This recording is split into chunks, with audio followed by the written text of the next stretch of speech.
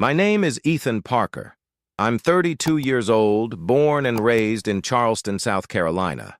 People always said Charleston was a place where family ties were everything, but in my case, those ties felt more like chains I was constantly trying to break free from. Growing up, I was the middle child, the invisible thread in a fabric woven tightly around my older brother Mason and my younger sister Chloe. Mason was the football star turned local entrepreneur. Chloe, the golden girl with her perfect grades and charity work. And me? Well, according to my parents, I was still finding my way, even when I was building a career that would eventually dwarf everything they thought was important. The problem that weighed on me for years wasn't just being overlooked. It was the sharp, deliberate way my family made sure I never forgot my place, or rather my lack of one. Every Thanksgiving, every Christmas, every 4th of July BBQ, the message was clear. Ethan, you're not quite enough. When invitations for family events arrived, they came with caveats. We're a little tight on space, or maybe next year if things are less busy. Every call felt more like an obligation than a genuine attempt to stay connected. And I kept swallowing it down, year after year, hoping that maybe success would change their view of me. But it never did. Last week, an email popped into my inbox. Subject line, Parker Family Summer Bash, save the date, sent by Chloe, dripping with manufactured cheerfulness. It took me a second to realize what it was. Our family's annual lake house reunion, held at a sprawling property on Lake Lanier that my grandparents had bought decades ago. I hadn't been invited in the past 6 years. No explanation, no apology, just quiet exclusion. And now, out of nowhere, here was this friendly reminder staring me in the face like a slap. I leaned back in my chair at my downtown office, a sleek, modern space on the 18th floor overlooking the city skyline. My assistant, Jake, poked his head in. "Bad news?" he asked, catching my expression. "Family stuff," I muttered, closing the email. "Same old." Jake, who had heard enough over the years to know the gist, nodded solemnly. "You're not seriously thinking about going, are you?" I shrugged. Doubt they even mean it. Probably sent it by accident. But deep down, something twisted inside me. Not sadness anymore, not even anger. Something colder. A realization that after all these years of working harder, building bigger, proving myself in ways none of them ever expected, they still saw me as that same, maybe someday kid. And that's when I decided this year would be different. No more sitting back. No more pretending it didn't hurt. They wanted a Parker family bash? Fine. I would give them one they'd never forget. After Jake left, I reopened the email. Attached was a slideshow of photos from the last few reunions. There was Mason, boasting about his third failed restaurant venture while Dad beamed with pride. Chloe's engagement party thrown lakeside, all fairy lights and laughter. Cousins I barely knew tossing frisbees, uncles grilling burgers, family dogs splashing in the water. Not a single sign of me, not even a passing mention. Scrolling through the photos, I noticed something. The lake house didn't look quite the same. The deck railing was sagging. The paint on the siding was peeling. And in one picture, if you looked closely, there was water damage creeping up the side of the boathouse. Curious, I opened another browser tab and pulled up a real estate search for Lake Lanier properties. After a few minutes, I found it. The old Parker Lake House, listed under a quiet private sale. Motivated seller, the description said. Serious inquiries only. My heart kicked up in my chest. I leaned forward, reading closer. The house had been in the family for 3 generations, but the upkeep costs had skyrocketed. Property taxes were overdue. There were whispers of bank involvement if a quick sale didn't happen, and clearly nobody had bothered telling me, just like always. A slow smile spread across my face. They wanted me out of sight, out of mind. They wanted to pretend I didn't exist. Well, this time I'd give them exactly what they wanted, but on my terms. I clicked the Contact Agent button without hesitation. That night, as I sat on my penthouse balcony overlooking the glittering Charleston harbor, I called my oldest friend, Noah. We'd grown up together, both black sheep in our own families, And Noah knew better than anyone the long history I had with mine. "You're doing what?" he said, nearly choking on his beer. "Buying the lake house," I repeated calmly. "Out from under them." He let out a low whistle. "Damn, Ethan, that's cold. I like it." "It's not about revenge," I said, but even I wasn't sure if I believed that. "It's about finally taking control. I'm tired of being treated like an afterthought."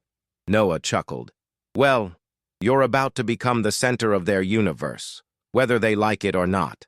We sat in silence for a few moments, the sound of the waves filling the background. In that stillness, something hardened inside me, a resolve that had been years in the making. This wasn't just about a house. It was about rewriting the story they thought they knew about me, about showing them that the boy they dismissed had built a life, a kingdom, while they weren't looking. And soon, very soon, they would have no choice but to see it. The deal moved faster than I expected. Within a week, the papers were signed, the transfer recorded, and the keys delivered to my office in a slim manila envelope. I didn't even have to visit the property. I'd memorized every inch of it growing up, every loose floorboard on the porch, every branch that scratched against the upstairs windows on windy nights. I knew the house better than anyone, maybe even better than my parents ever did. The best part? I bought it through a holding company I'd set up 2 years earlier for real estate investments. The deed listed Low Country Horizons LLC as the new owner. No Parker name attached. They wouldn't know what hit them until it was far too late. Jake found me grinning at my desk, keys in hand. "So, it's official?" "As official as it gets," I said, tossing him the envelope. "Want to drive up there this weekend? Get a head start before the big family ambush?" He laughed. "Hell yeah! I want a front row seat to the fireworks." We left at dawn Saturday morning, a full week before the reunion. By the time the sun was high overhead, we were pulling down the familiar gravel driveway, dust billowing around the tires. It was surreal, pulling up to the lake house as its owner. I stepped out of my car and just stood there, taking it all in. The house was older, more tired than I remembered, but still held an undeniable charm. White columns framed the porch. The old oak tree out front still bore the makeshift swing Mason had abandoned years ago. Jake whistled low. "Man, this place could be incredible with a little work." I nodded, already picturing the renovations. I didn't want to just own the Parker Lake house. I wanted to transform it into something extraordinary, something they could never claim or taint with their casual neglect. The first step? Making sure everything was ready for when they showed up. We spent the afternoon cleaning up, patching a few obvious issues, and replacing the locks. I even printed a tasteful sign to hang by the front door. Private property. No trespassing, subtle. Professional. Unmistakable. On the drive back, my phone buzzed in the cup holder.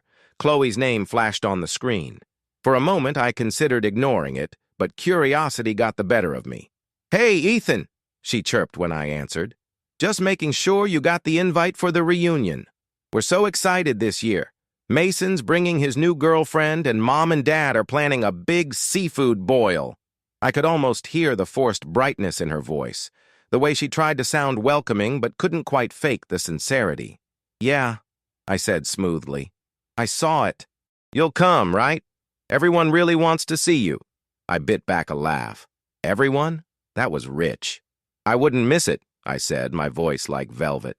"See you soon." When I hung up, Jake glanced over. "They have no idea, do they?" "Not a clue," I said, feeling a dark satisfaction settle over me.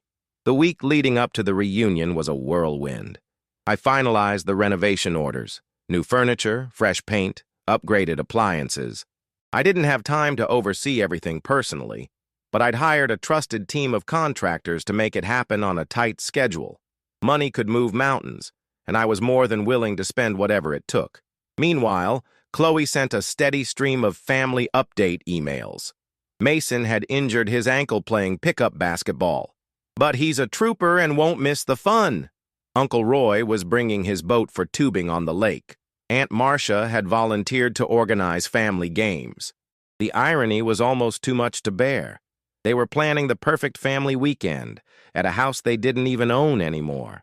And I was orchestrating the perfect unveiling. Noah couldn't contain himself when he heard the plan. "You're a damn genius," he said between laughing fits. "They're gonna roll up thinking it's 1999 and you're standing there like the goddamn king of the mountain."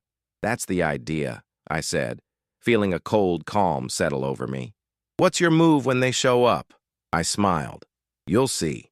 Friday evening, I made the final drive up alone. The house gleamed under the setting sun, the fresh coat of paint making it look almost new. Inside, the scent of new wood and polished marble filled the air. It didn't feel like their house anymore. It felt like mine.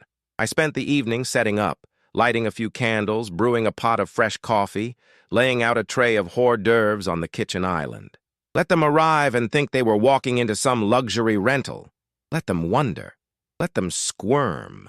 As I sipped a glass of whiskey on the porch, the stillness of the lake spread out before me like a mirror. It was a calm unlike any I'd felt before. Not because everything was perfect, but because, for once, I was the one in control. My phone buzzed again. A text from Chloe. "Can't wait to see you. Early arrival around 10 a.m. tomorrow." Perfect. I stood, stretching, and looked up at the endless stars above.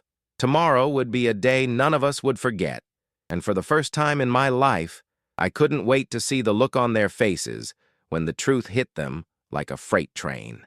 The morning air was crisp, carrying the faint scent of pine and lake water as I prepared the house for the Parker family's arrival. I wasn't nervous. No, I was strangely at peace. Every detail was in place. Fresh flowers in the entryway, soft music playing through the new sound system, coffee brewing in the kitchen, a picture of the renovated house printed and framed on the mantel, a small, almost taunting touch for anyone observant enough to notice. By 9:45 a.m., I heard the first tires crunching up the gravel driveway. My heart gave a single heavy thud, then settled into a slow, steady beat. Showtime. From my spot at the kitchen window, I watched Mason climb out of his beat-up Ford pickup, favoring his injured ankle. His new girlfriend, some 20-something influencer type, by the look of her, fluttered around him. Behind them, Chloe and her fiancé emerged from their shiny SUV, juggling picnic baskets and coolers. Then came Mom and Dad, pulling up in the ancient family minivan, still refusing to admit it was time to retire it. They looked so normal, so cheerful, so confident walking up the path, keys already out, not a shadow of doubt crossing their minds. I let them struggle for a few minutes, rattling the front door, confusion spreading across their faces. Finally, I opened the door. "Good morning," I said, leaning casually against the frame. The expressions that bloomed across their faces were everything I had dreamed of and more. Confusion, then recognition, then a creeping horror they couldn't disguise. "Ethan?" Dad said, blinking like he'd seen a ghost. "What are you... What's going on?" "Welcome," I said warmly, stepping back to let them in. "Come on in. It's a beautiful day to celebrate, isn't it?" They shuffled in, glancing around like strangers. Mason's girlfriend gasped at the renovations. Chloe frowned, clearly sensing that something was off but unable to put her finger on it yet. Dad cleared his throat awkwardly. Everything looks different." I smiled. "Yeah, it needed some love. You know how it is with old properties. Gotta invest if you want them to last." Mom, clutching her purse like a lifeline, spoke next. "Where's Uncle Roy and Aunt Marcia? We thought they'd be here already." I shrugged. Maybe they'll catch up later. The front door was still ajar. Through it, Uncle Roy's boat trailer came into view, wobbling down the drive. "Should I, let them in?" Mason asked, his voice uncertain for the first time since high school. I chuckled. "They can knock like everyone else." That got me a few puzzled looks. But before anyone could question further, Chloe's fiancé blurted out, "Wait, there's a private property sign outside. Did you see that?" Everyone turned toward me. I let the silence stretch, heavy and deliberate, before answering. "Yeah," I said finally, taking a leisurely sip of my coffee. "Because this is private property now. My property." For a long moment, no one said anything. It was like the entire world had frozen, the only sound the lazy buzz of a cicada somewhere in the distance. Mom recovered first, forcing a tight smile. Very funny, Ethan. Let's not start things off badly. I'm not joking, I said, voice calm, almost gentle. I reached into the drawer behind me, pulled out a folder, and laid it on the counter. Deed, purchase agreement, renovation receipts, everything's in order. The Parker Lake house is mine. Dad stumbled back a step. Chloe made a choking noise. Mason's jaw clenched. You can't be serious. Dead serious, I said, almost feeling bad at how pale they were all turning. Bought it fair and square. Saved it, actually. You're welcome. Mom clutched the counter. But, this is the family house. It's supposed to be passed down. Passed down? I raised an eyebrow. Like how you all passed me over for every invite, every event, every acknowledgement for the last decade? No one answered. I crossed my arms. Funny. You never remembered I was family then? Dad finally found his voice. Son, you don't understand the situation. We were going to fix things. I laughed. Loud, genuine, cutting. Sure you were. Right after Mason's next failure and Chloe's next charity gala. Right after I stayed invisible just a little bit longer. Mason stepped forward, face flushed with anger. You don't get to do this. You don't get to just buy our memories. I leaned in slightly. You gave up your right to this place the moment you decided I wasn't part of the family anymore. Outside, I could hear Uncle Roy's boat trailer clanking to a stop. Aunt Marcia's voice floated toward the house, cheerful and oblivious. Perfect timing. I gestured toward the living room. Go ahead. Make yourselves comfortable. But know this. You're guests here now. Not owners. Guests. And I decide how long you stay. Oh. Their stunned silence was more satisfying than any revenge fantasy I'd ever entertained. Uncle Roy banged on the door, calling out, Someone let us in! I opened it with a flourish. Welcome to my home, I said, watching the realization dawn on their faces one by one. The fish fry, the tubing, the games, everything they thought they were entitled to, was happening under my roof now, and they were about to learn exactly what it felt like to be outsiders in a place they thought they owned. The living room filled with awkward chatter as more relatives spilled in, carrying coolers, chairs, board games, and the kind of cheap decorations they thought passed for festive. But beneath the surface-level smiles, an unease had settled like a storm cloud over the house. They all felt it. No one dared to say it out loud yet, but they knew something was terribly, irrevocably different. I let them stew. I watched Uncle Roy try to laugh it off, slapping my back a little too hard. I saw Aunt Marcia give Mom a long, questioning look. I caught Mason glaring at me every time he thought I wasn't paying attention. The final nail came when I stood in front of the fireplace and tapped my glass for attention. Family, I began, the word tasting strange in my mouth. I know it's a little confusing, but there have been some changes around here. Good changes. Some cousins chuckled nervously. Chloe squeezed her fiancé's hand like she needed physical support. I'm grateful you all made it out here today, I continued smoothly, because it gives us a chance to make some new traditions. Dad shifted in his chair. Ethan, maybe we can talk privately? I ignored him. Starting with a few house rules, I said, pulling a printed list from my pocket and unfolding it slowly. Number 1, this property is now owned by Low Country Horizons LLC, for which I am the sole manager. Number 2, guests are welcome by invitation only. Gasps. Murmurs. Number 3, I said, smiling coldly. Disrespect will not be tolerated. Violators will be asked to leave. Immediately. Mason stood up, fists clenched.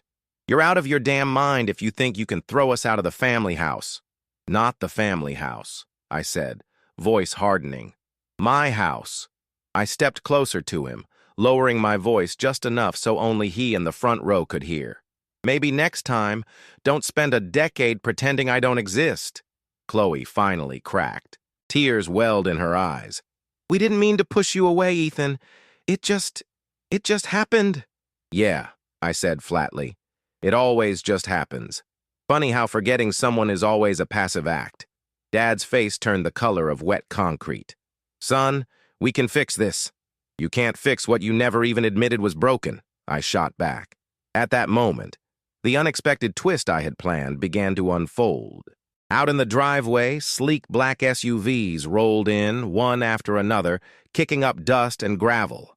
A dozen sharply dressed executives began unloading briefcases and portfolios. Heads turned. Mason's mouth dropped open. "What the hell is that?" Uncle Roy muttered. I smirked.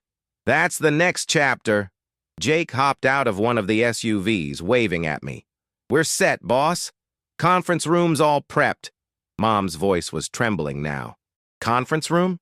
I motioned to the backyard where a massive white tent had been set up, complete with air conditioning, Wi-Fi, a stage, and rows of gold-embroidered chairs. "You see?" I said. "I'm hosting a corporate retreat this weekend. Big contract signing, partnership deal, global exposure." Chloe blinked rapidly. "You scheduled a business event during the family reunion?" I chuckled. "No, I scheduled a business event. The family reunion was never my concern." Dad looked like he might actually collapse. You're kidding," Mason stammered. I turned to him, voice cutting like a blade. "I don't kid about multi-million-dollar mergers." At that moment, one of the executives, a tall woman with sharp eyes and a no-nonsense air, approached me. "Mr. Parker," she said, extending a hand, "we're ready for the first roundtable when you are." I shook her hand firmly. "Thank you, Ms. Ramirez. I'll be right there." As she walked away, Aunt Marcia clutched her pearls. "Are you telling me we have to leave?" I smiled, all teeth. "You can stay if you like, but only as spectators. Quiet spectators." Jake approached with a clipboard. "Should I have security escort them to the viewing section?" That was the final straw. Chloe grabbed her cooler and stormed out the door, her fiancé trailing after her. Mom wrung her hands. "Ethan, please, let's talk, just us." I hesitated, savoring the moment. Then I nodded curtly. 5 minutes. Out front. We stepped onto the porch, the screen door banging lightly behind us. I faced her, arms crossed.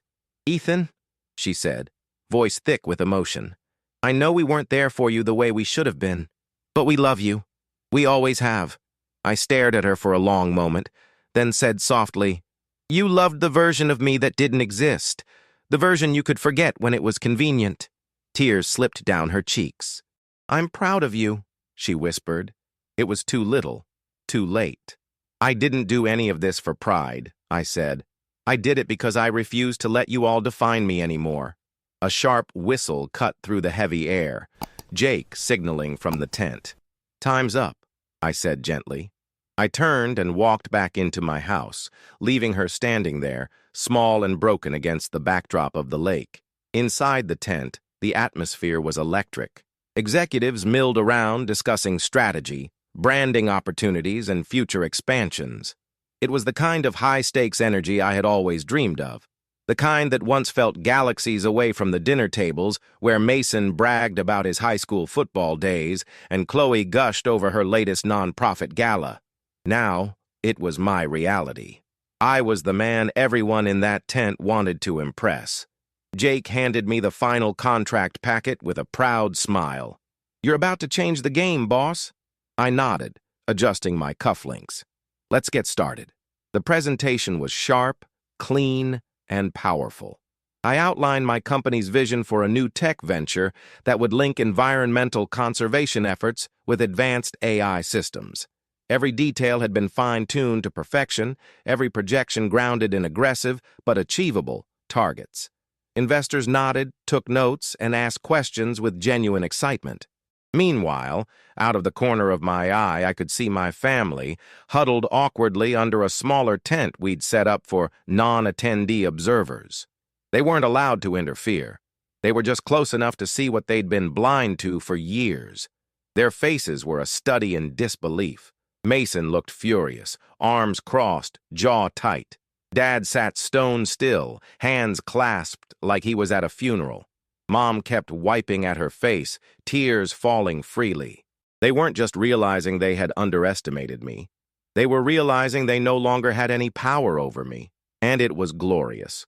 After the presentation, I spent an hour shaking hands, finalizing agreements, posing for photos that would go out in press releases and splash across the business pages by morning. Once the last handshake was sealed, I stepped away to catch my breath. Noah found me near the refreshment tables, 2 glasses of champagne in hand. "To the king of the lake," he said, clinking his glass against mine. I laughed and drank deeply, the cold, crisp bubbles feeling like pure victory on my tongue. "You did it, man," Noah said, genuine pride shining in his eyes. "They can't erase you anymore. You're written in stone now." I smiled but said nothing, my gaze drifting back to the small figures under the family tent. I hadn't just built a life, I had built an empire, and today I had forced them to see it with their own eyes.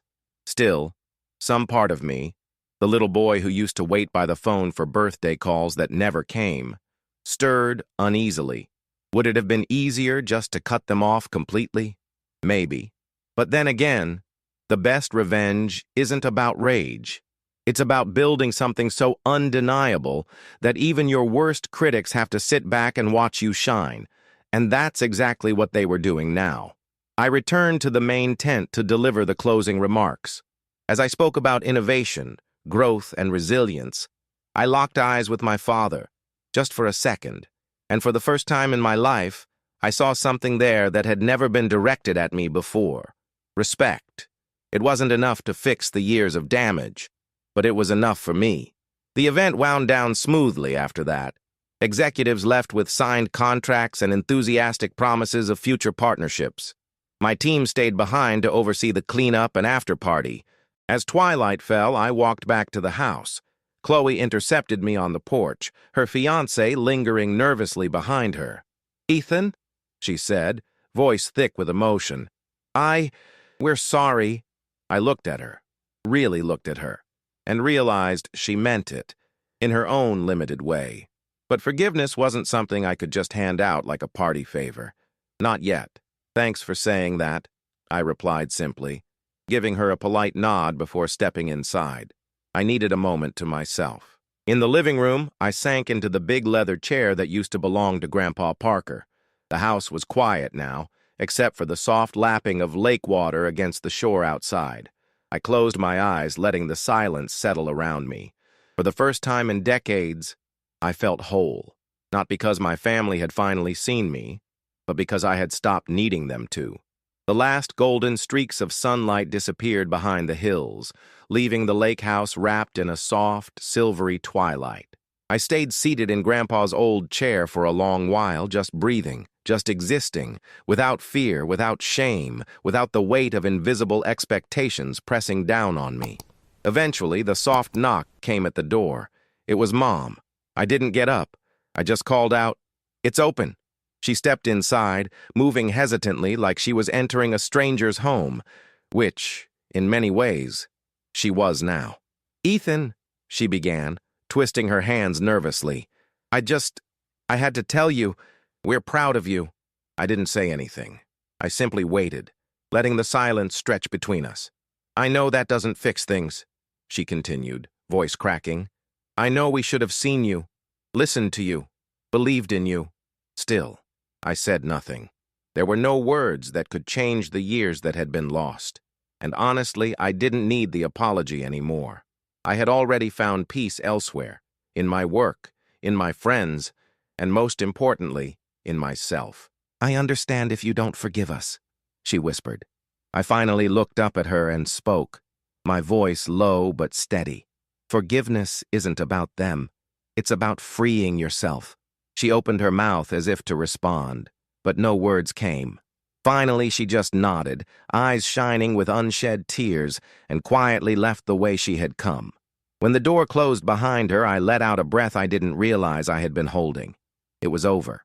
The boy who had once waited for their approval was gone. In his place stood a man who didn't just survive their indifference. He thrived in spite of it. The next morning, they all left. A convoy of minivans, SUVs, and battered trucks winding their way back down the gravel road, leaving me standing on the porch alone. Or not alone. Because now, this house, this life, this empire, it was all mine. No apologies needed, no validation required, no strings attached.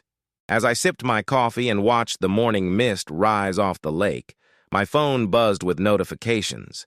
News outlets picking up the merger story, industry leaders congratulating me, LinkedIn blowing up with connection requests and interview invitations. I smiled. The Parker family lake house was no longer just a relic of forgotten memories. It was a monument to perseverance, to strength, and to self-worth. And every creak of the newly polished floorboards, every glint of sun off the repaired windows, every ripple of water against the boathouse, whispered the same truth back to me. You are enough. Always have been. Always will be. Hey, you. Yeah. You who's still here with me at the end of this journey. If you felt even a little spark of connection with this story, if you saw a piece of yourself in Ethan's battle, then I want to invite you, warmly, sincerely, to subscribe to our channel. This community isn't just about watching a video and moving on. It's about sharing victories, learning from the scars, and lifting each other up when the world tries to push us down. I'd love to hear your story. Drop it in the comments. Tell us, have you ever been underestimated? Ignored? What did you learn from it? How did you rise above?